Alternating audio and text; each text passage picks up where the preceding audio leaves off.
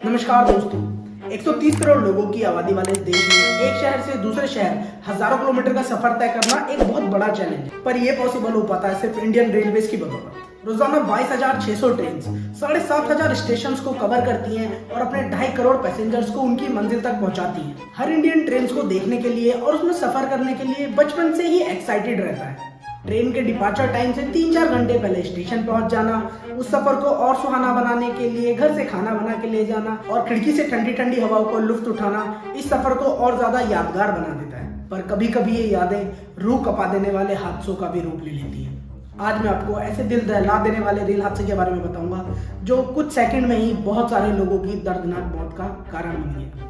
तो 2 जून 2023 को शाम 7 बजे उड़ीसा के बालासोर डिस्ट्रिक्ट से एक भयानक रेल हादसे की खबर आती है। यहाँ 3 ट्रेन आपस में टकरा चुकी थी, जिसमें से 2 पैसेंजर ट्रेन थी और एक मालगाड़ी थी। हावड़ा जंक्शन से चेन्नई सेंट्रल जाने वाली कोरामंडल एक्सप्रेस और बेंगलुरु स्टेशन से हावड़ा जंक्शन जाने वाली यशवंतपुर हावड़ा सुपरफास्ट एक्सप्रेस वो 2 ट्रेनें थी जो पैसेंजर ट्रेन थी।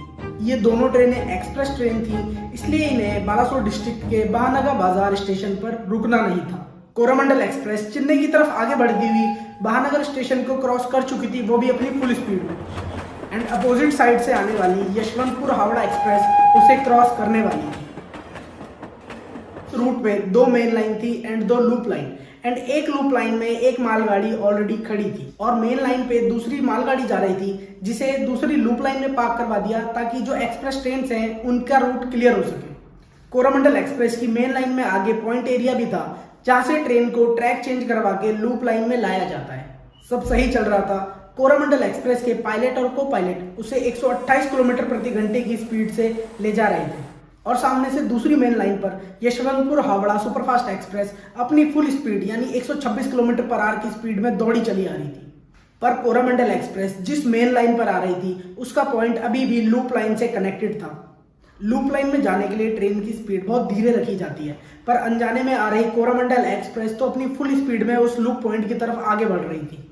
जैसे ही ट्रेन पॉइंट की तरफ आई, अपनी फुल स्पीड में लूप लाइन की तरफ मुड़ गई और पटरी से उतर के 128 किलोमीटर पर आवर की स्पीड में लूप लाइन में खड़ी मालगाड़ी से जा टकराई।